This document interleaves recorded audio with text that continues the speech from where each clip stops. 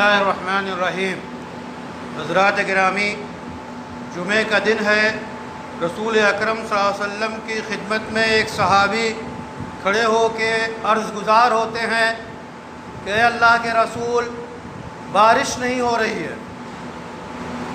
تو بارش نہ ہونے کا شکوہ کیا، ضرورت کا اظہار کیا، تو رسول اللہ صلی اللہ علیہ وسلم نے دعا فرمائی، اللہم اغثنا غیثا مغیثا نافعا غیر ضار، اے بار الہ مفید نفع بخش غیر نقصان دہ بارش فرما۔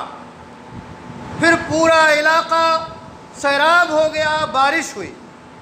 دوسرے جمعے میں پھر وہ آتے ہیں اور کھڑے ہو کے فرماتے ہیں، اللہ کے رسول، بارش بہت زیادہ ہو گئی، دعا فرمائیے بارش رک جائے۔ پھر آپ نے فرمایا، دعا فرمائی اور بارش رک گئی۔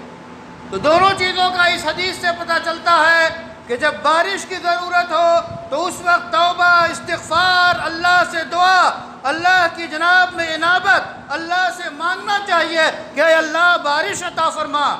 اور اگر خدا نخواستہ سیلاب کی کیفیت ہو تو اس سے بھی پناہ مانگنی چاہیے اور اس کو دور کرنے کے لیے دعائیں کرنی چاہیے۔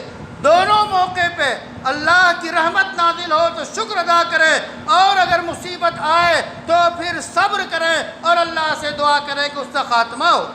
آج جو موسم ہے وہ موسم خشک ہو رہا ہے، سخت موسم ہو رہا ہے، گرمی کی شدت ہے۔ حدیث میں آتا ہے ان شدت الحر من فیح جہنم، کہ گرمی کی جو تیزی ہوتی ہے وہ جہنم کے سانس لینے سے ہوتی ہے۔ اس کی تفصیل ہے۔ بہرحال جہنم کے اثرات اس دنیا پہ پڑتے ہیں، گرمی بڑھتی ہے، وہ اس کا ارتفاع ہوتا ہے اور انسان جو ہے سٹپٹا جاتا ہے، پریشان ہوتا ہے۔ تو انسان کو ہر حال میں اللہ کی طرف توبہ کرنا چاہیے، استغفار کرنا چاہیے۔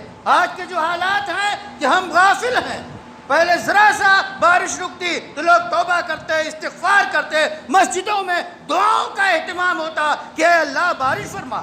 اور آگے بات بڑھتی تو مستقل نماز ہے، صلاۃ استسقاء، بارش طلب کرنے کی نماز، نمازوں کا اہتمام ہوتا۔ ہمارے بچپن میں مدرسۃ الاصلاح پہ سارے لوگ، گاؤں اور علاقے لوگ جمع ہو جاتے اور صلاۃ استسقاء پڑھتے۔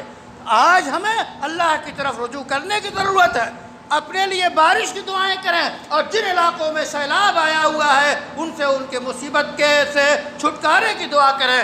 پانی کے ذریعہ زندگی بھی ملتی ہے اور پانی کے ذریعہ زندگی ختم بھی ہوتی ہے۔ تو یہ پانی ہمارے لیے نعمت ہو، رحمت ہو اور مفید ہو، اس کی مل کے دعائیں کریں اللہ کی جناب میں، اور توبہ استغفار کریں اور اللہ سے مانگیں۔